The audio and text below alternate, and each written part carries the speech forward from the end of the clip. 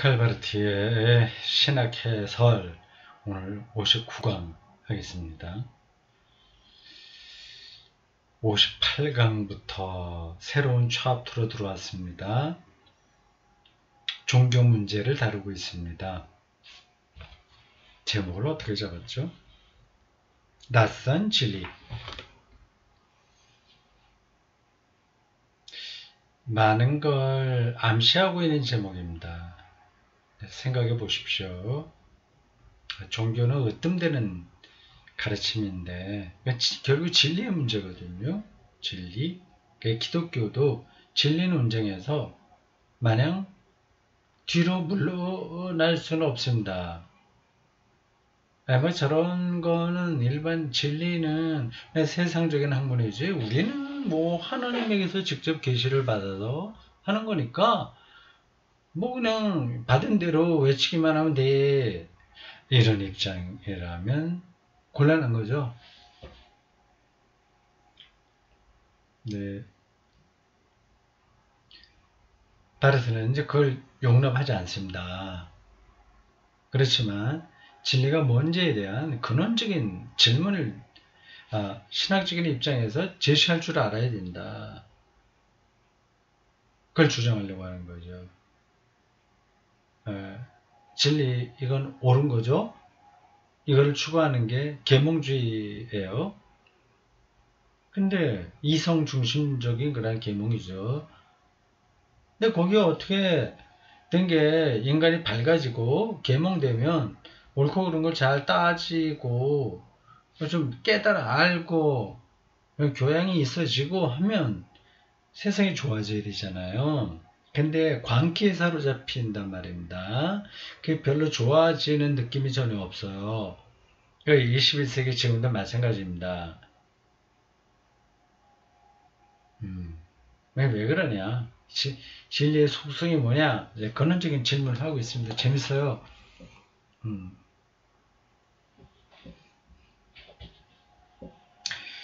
59강 247쪽입니다. 중간 새롭게 시작하는 패러그래프입니다.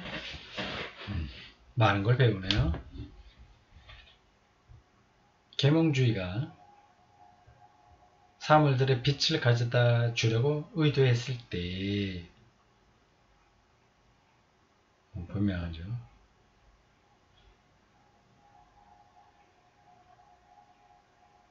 그 말 자체가 빛을 비춘다는 겁니다. enlightenment. 그것이 발견해낸 모든 올바른 것들에도 불구하고 자연과학에서 두드러지죠.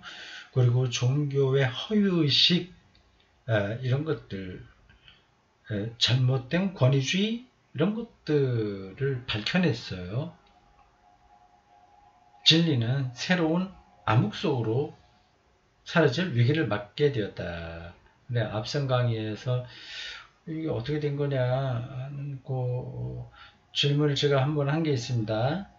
계몽주의와 절대주의가 같이 가더라.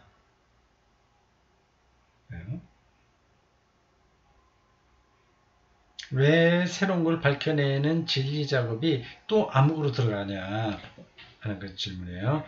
바르트가 볼 때 이것은 우연이 아니었다. 그 이유는 계몽주의가 자신의 정당한 의도를 실현시키고자 했던 방법에 있었다.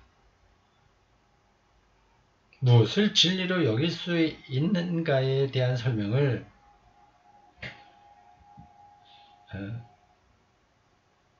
인간이 하나님의 손으로부터 자기 자신의 손으로 취함으로써 하나님의 것을 자기 것으로 만들므로써 진리는 인간 자신의 생각과 의도에 따라 마음대로 형성할 수 있는 것으로 탈바꿈했다.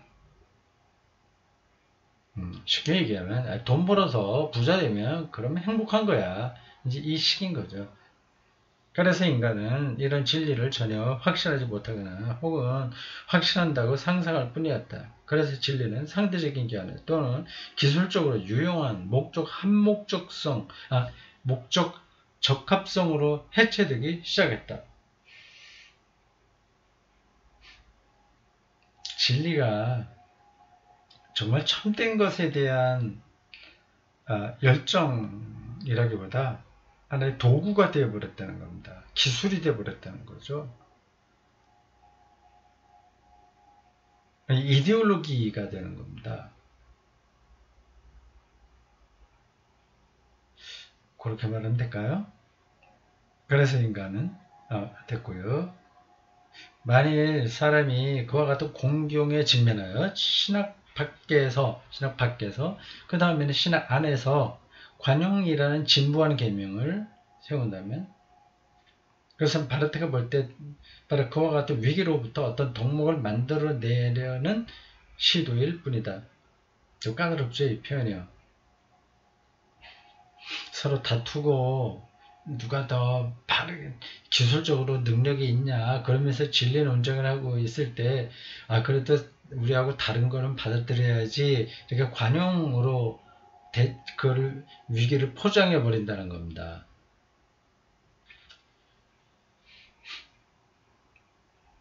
어떤 덕목, 관용이라는 덕목으로 되지 않는 위기를 모면해 보려고 하는 거죠.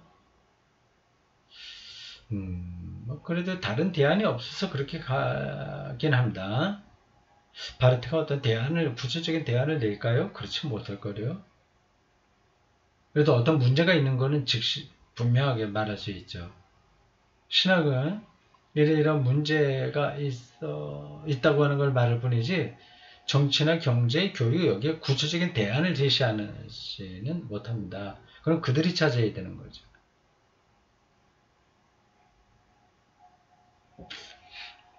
그때 그 계명은 모든 절대화를 중단하라는 계명이면 상대주의에 떨어지죠.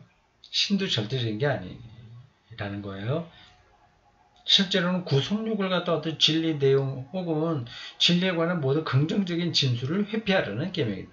그 어떤 것도 궁극적인 가르침 없어. 그걸 이제 그걸 회피하라. 그게 어떤 모순에 떨어져 있는 계몽주의의 주장인 거죠. 여기까지는 뭐 인정할 수 있습니다. 좀 복잡하긴 한데 굉장히 관념적이긴 해요.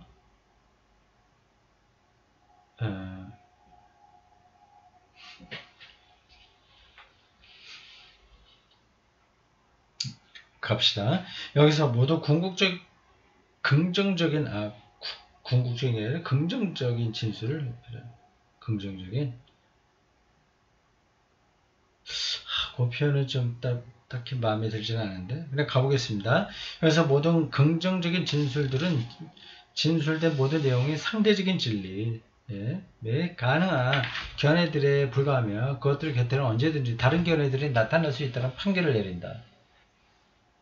그렇게 그런 계명은 진리의 내용에 대한 물음을 간과한다. 쉽게 표현하면 좋은 게 좋다 이런 식이 돼버리고 마는 거죠. 그게 이제 민주주의라고 하는 이름으로 넘어갑니다. 지금 그걸 얘기하는 거겠죠? 바르트가. 제가 지금 느끼고 있는 거는 그 방향입니다. 바르트는 그 계명을 가리켜 최악의 비관용이라고 불렀다. 굉장히 역설적인 표현인 것 같아요. 하지만 이런 계명에 따라 절대적인 게 없다. 이제 그게 계명이 돼버리는 겁니다.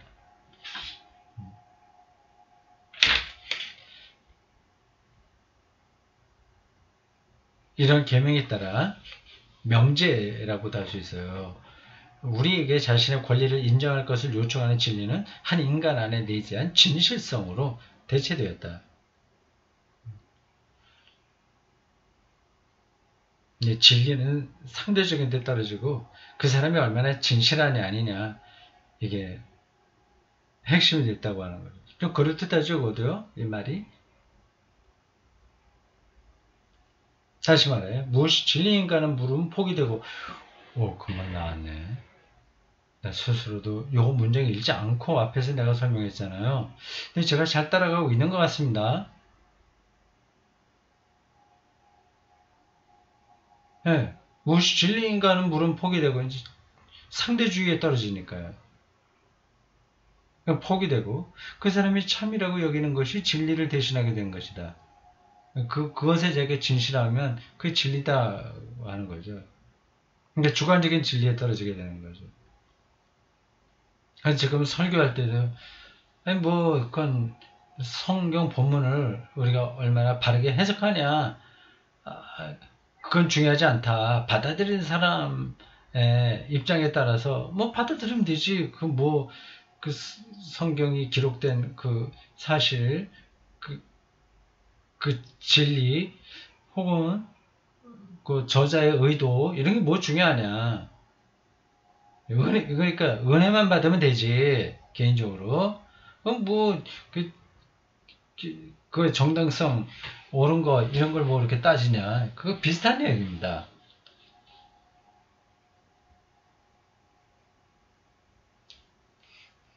지금 이 세태가 많이 그렇게 돼가고 있죠. 주관적인 진리, 이 자의적이고 임의적인 그리고 이제 설교학의 용어를 빌리면 대중중심주의 정확한 용어가 떠오르지 않나요? 어쨌든 주관이 읽는 사람의 입장에서 은혜를 받으면 최선이다 그런 겁니다. 그래서 이러한 계명은 진리의 관점에서는 현대적 위기의 한 가지 증상에 불과하며 그 위기에 아무런 도움이 되지 못한다. 그리고 암흑으로 떨어지고 다시 광기에 사로잡히는데 이런 임의적 주관성에 떨어지는 것은 아무 도움이 되지 못한다. 그러니까 한국교회가 계속해서 어떤 수렁에서 벗어나지 못하잖아요. 그러니까 암흑은 계속 나타나잖아요. 그래서 시행착오가 계속 반복되고 있지 않습니까? 은혜의 중심주의에 떨어지면 어쩔 수 없는 거죠.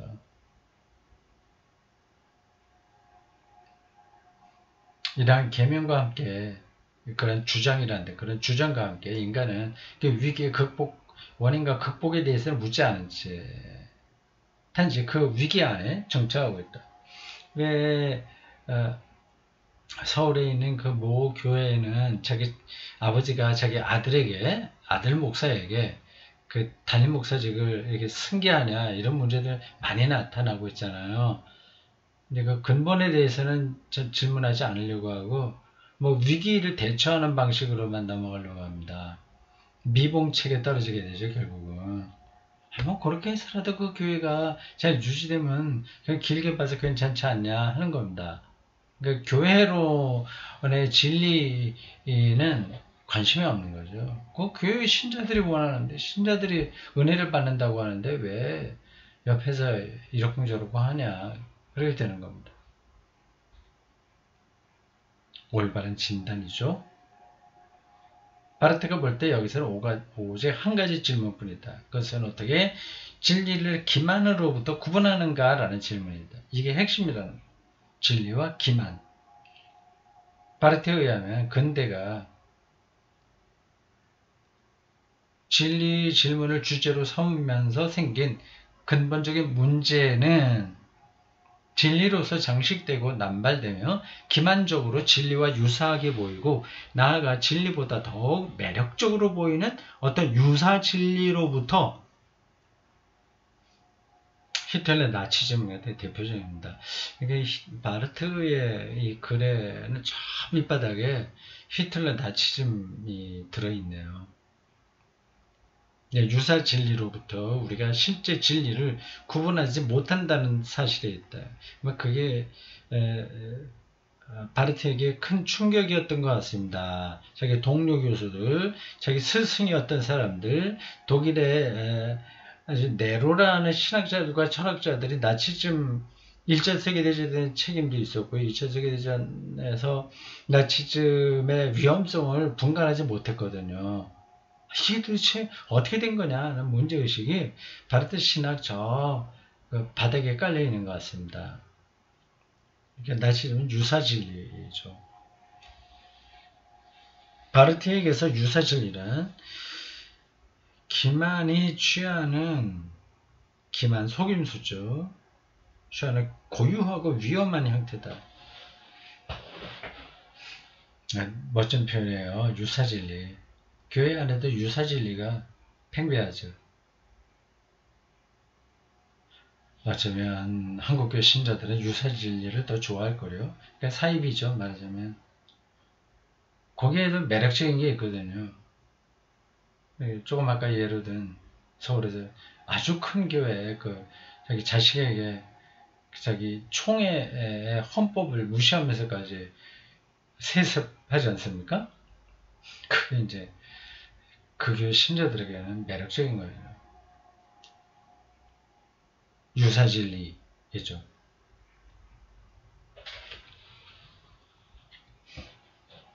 이러한 기만에 대처하기 위해 절대적 요구를 상대적인 절대적 요구로 축소하는 것은 아무런 도움이 되지 못한다. 절대적인 절대성 요구를, 하나님이 절대성이죠. 그거를 상대적인 절대성 요구로 축소하는 것.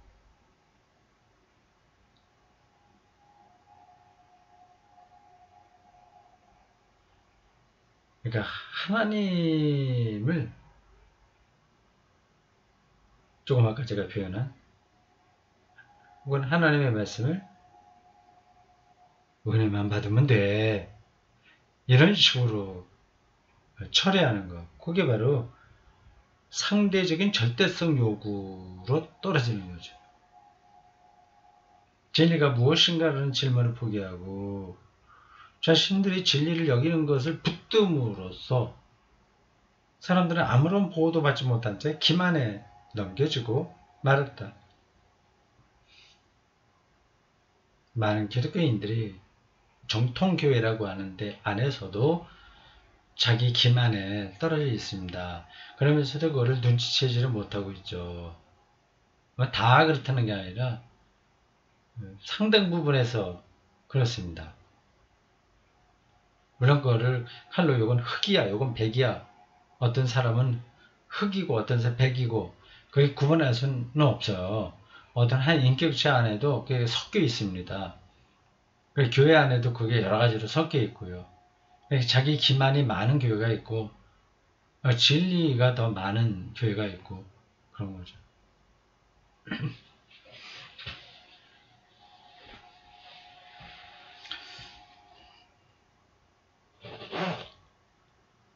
여기서 이런 질문도 나올 겁니다.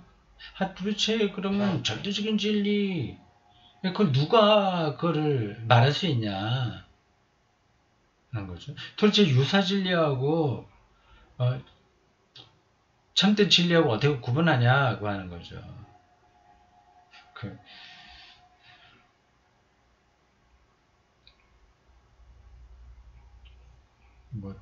기도해 봤더니 응답을 받았다, 이건 말이 안 되는 거겠죠.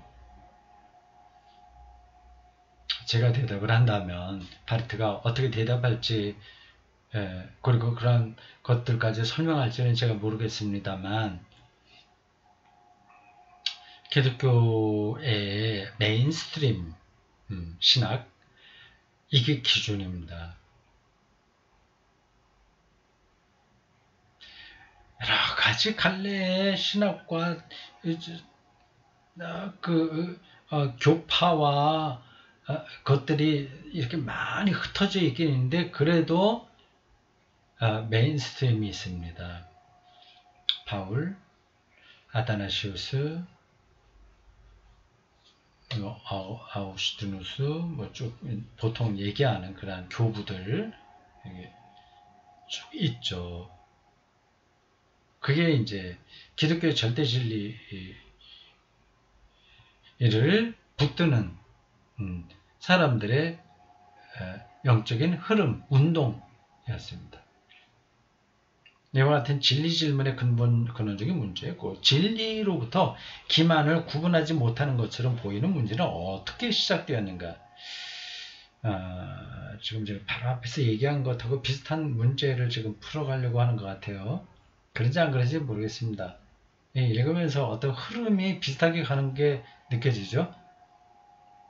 대답은 이렇다. 우선 사람들이 근원적인 원칙을 진지하게 여기지 않고 근원적인 원칙, 우어, 그룬트, 자츠. 그 다음에는 그것을 외면했기 때문이다. 바르트는 이 근원적인 원칙의 빛에서 위에서 말한 문제를 가장 우선적인 문제로 인식했다. 그 원칙은 다음 사실을 가리킨다. 하나님이 진리이시다. 하나님은 유일무이한 진리이시고 여러 가운데 하나의 진리가 아니시다. 이런 것도 뭐 뻔한 얘기를 듣는 분들이 계시겠죠. 하나님이 단순히 어떤 하나의 진리로 이해되지 마자 일종의 그러면 이제 상대주의에 떨어지게 되는 거죠. 곧바로 불행이 일어난다. 왜냐하면 그때 사람들은 하나님으로부터 독립적인 진리를 받아들이게 되고 현대 지성인들에게 매력적인 방향입니다. 하나님 절대적인 이건 완전히 시대착오적인 거로 생각하죠. 자기가 인생이 즐거우면 된 거지 뭐.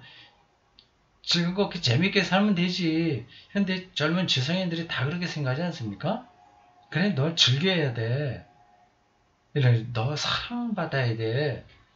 뭐 이런 식이죠. 그래서 인간이 행복하냐? 아니거든요.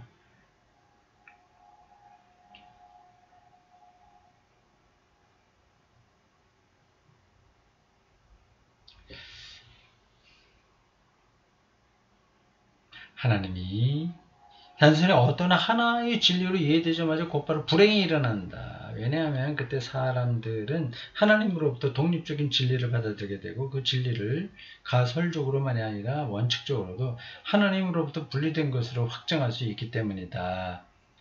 이제 자기 길을 가는 거죠. 하나님부터 독립해서. 그렇게 되면 그런 진리에 따라 사람들은 하나님의 존재조차도 여러 가운데 하나의 진리로 아마도 그중 최고의 진리로 이해하게 될 것인데 그 진리는 사람들이 이 진리하니까 관념적이죠. 그건 생명으로 바꿔도 됩니다. 구원이라고 하는 말로 바꿔도 돼요. 그 진리는 언제나 사람들이 하나님으로부터 추상화하여 세운 진리일 것이며 그것의 기준과 표준은 일차적으로 우리를 위해 하나님 없이 확정될 것이다.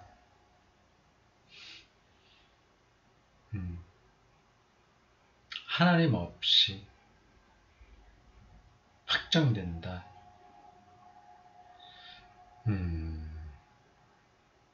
여기서 관건은 인간이 자신의 손으로 발견할 수 있다고 생각한 나머지 마침내 자신의 손에 거머쥔 진리다. 그렇게 진리를 자신의 손에 붙들므로써 그것은 이제 인간이 마음대로 처리하고 능숙하게 다룰 수 있는 대상이 된다. 아니 이미 그렇게 취급되었다. 그런 진리는 실상은 속이고 미혹하는 유사진리이며 기만 그 자체라는 사실에 항상 주의를 끌었던 것은 아니다. 눈치채지 못하고 지나가는 거죠.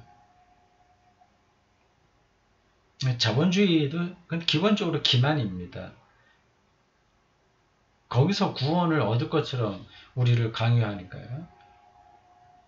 왜냐하면 유사진리라는 단어가 반복해서 나옵니다. 유사진리는 겉모습을 진리로 가장하는 데 성공했기 때문입니다. 서울의 그 아파트 값 고공행진하죠. 아무리 정권이 그걸 잡으려고 해도 잘 되지 않아요. 그게 참. 네. 그게 이제 구원이라고 생각하기 때문에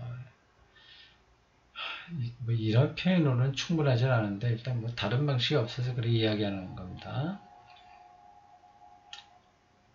그런 일들이 벌어지게 됩니다. 결국 이제 불행하게 되는 거죠. 모두가 다.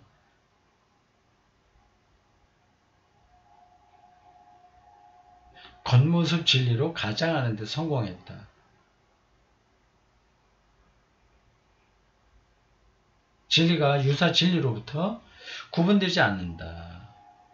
혼신의 힘을 다해 속이는 사기꾼이 가장 높은 소리와 가장 엄숙한 분위기 가운데서 진리를 고백하지만 그것은 단지 비진리가 될 뿐이고, 그것은 단지 그 붙잡아 획득한 진리, 그가 영감을 불어넣고 지휘한 진리일 뿐이다.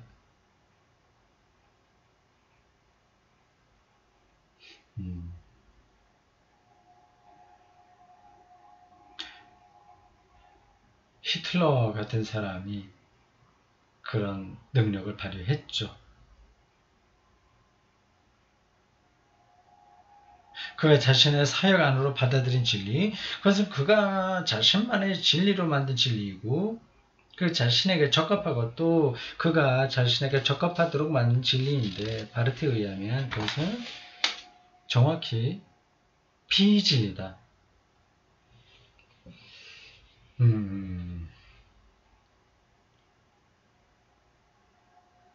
미리 뚫어보는 사람이 있고, 나중에서야 알게 되는 사람이 있습니다.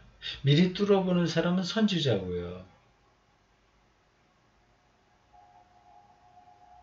뚫어보지 못하는 사람은 뭐 일반 대중이라고 할 수 있습니다. 근데 그걸 뚫어보기가 쉽지가 않은 거예요. 쉽지 않다는 말 표현이 정확하지는 않습니다. 하여튼 우리는 그 사태, 아주 근원적인 사태를 뚫어보는 선지자와 전혀 거기에 관심이 없이 그냥 비진리에 무조건 세뇌당한 일반 사람, 민중들 그 사이 어딘가에 우리가 위치해서 살아갑니다. 이쪽으로 좀 선지자 쪽으로 온 사람도 있고 좀 다른 쪽으로 비진리 쪽으로 간 사람이 있는 거죠. 그러니까 생명, 기쁨, 평화, 자유, 해방, 안식 이런 것들이 있는 것처럼 가짜로 포장한 것에 그러니까 혹하는 데 떨어진 그런 겁니다. 마치 음식에 그 막 군것질로만 계속 우리 입맛을 당기는 그 이제 비진리의 속성인 거죠. 그러니까 맛있거든요. 그 순간적으로 괜찮거든요. 떨어지게 됩니다. 그런 진리는 비진리는 걱정을 불러일으킨다. 이 걱정은 아닌 것 같은데 격정 아닌가요? 다시 오자 아닌가? 오자 같은데 바르트에 의하면 그것은 정확히 비진리이다. 그런 비진리는 걱정을 불러일으킨다. 왜냐하면 그것은 진리의 얼굴을 하고 있고 너무도 쉽게 인간에게 도달하기 때문이다. 근데 그거하고 걱정이라고 하는 단어가 어떻게 연관이 되나요? 내가 보기에는 걱정이 아니라 격정 같습니다. 격정하면 이게 흐름이 딱 들어오잖아요. 그런 진리, 비진리, 사회비진리는 나치즘에서 얘기하는 그러한 것들은 자기들이 신적인 권위를 확보해서 말한다고 하는 그 입장의 그 소리는 격정을 굉장히 즐거운 겁니다. 우리 좀 그 게르만 민족이 뭐 어때 그리고 골치 아픈 유대인들을 축출하고 어떻게 해야 돼 일종의 일종 민족주의죠. 아주 극단적인 민족주의. 그게 이제 나치즘이니까 격정을 일으킵니다. 우리 마음속으로 뜨겁게 만드는 거예요. 애국심 같은 것들을 불러일으키죠. 근데 뭐 100% 확신은 하지 못해요. 이제 걱정이라고 하는 말은 여기 맞지가 않습니다. 물론 그렇더라도 이건 아주 결정적인 오타인데 만약에 걱정이 아니라 격정이라는 말 제가 말한 게 맞다면 크게 잘못된 거죠. 뭐 그렇게 하다 보면 그럴 수 있습니다. 근데 이걸 이제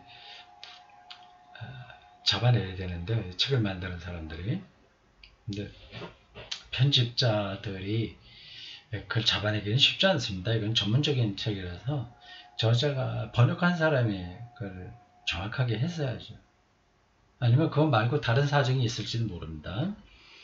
왜냐하면 그것은 진리의 얼굴을 하고 있고, 그러니까 그럴듯한 거예요. 민족이 나가야 될 길 하면서요. 그거 너무 쉽게 인간에게 도달하기 때문입니다. 네, 격정이 맞는 것 같습니다. 바로 이것이 도대체 왜 그렇게 진리를 추구했던 계몽주의가 그렇게 많은 암울한 광기를 막지 못했는지, 막지 못했을 뿐만 아니라 오히려 제대로 불러일으켰는지에 대한 설명이지 않은가. 그러니까 나치즘을 이 계몽주의의 열매로 바르트가 보는 것 같습니다. 그 역사가 그렇게 흘러갔으니까 탄탄하게 계몽적인 자리를 나치즘이 확보하고 있습니다. 뭐 우리나라에도 그런 거 많이 반복됐어요. 유신시대 법학자들 다 그런 일을 한 거죠. 그리고 왜 그렇게 일으켜진 문제가 진리를 개인적인 진실성으로 축소하는 것에 의해서도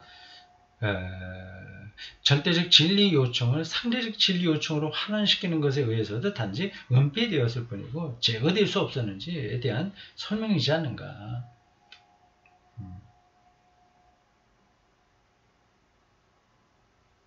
그런 개인적인 진실성을 위한 개인의 진정성에 의해서 진리가 기만으로 떨어질 수 있다고 하는 거죠. 어떻게 보면 히틀러도 진실하긴 대단히 진실한 사람 아닙니까? 자기가 만들어 놓은 진리에 진실한 거죠. 사람이 그 미술 학도였습니다. 오스트리아, 위인, 미술대학 입학하려고 이렇게 응시까지 했다가 떨어졌다고 그럽니다. 만약에 그때 미대 합격했으면 유럽 역사가 완전히 달라졌겠죠. 어쨌든 그렇게 해서 굉장히 위태로운 그 유럽 역사의 소용돌이 같은 그 사이에서 그런 일을 했는데, 그러니까 그게 많은 민중들에게 어필한 거예요. 격정을 불러일으킬 수 있었습니다. 설교자들, 부흥사들 혹은 대중 적인 그 부흥사 사경에 일하는 사람들에게 그런 위험 요소가 사실 많습니다.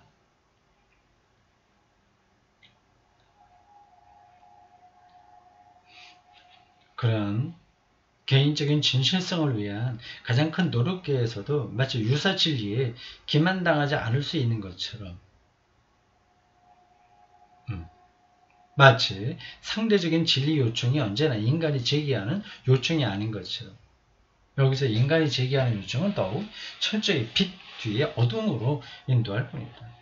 왜냐하면 그 요청은 바로 여기서도 인간이 진리에 대한 인간적인 장악을 통해 진리를 왜곡시키는 유사 진리와 관계하고 있다는 사실을 불투명하게 만들기 때문이다. 바르트가 사회학자라고 보통 얘기하는데, 그 사회학자가 아닌데도 사회 현상에 대한 분석이 굉장히 정확하죠. 그러니까 어느 한쪽으로 대가가 되면 다른 쪽까지 다 이렇게 볼 수 있는 것 같습니다.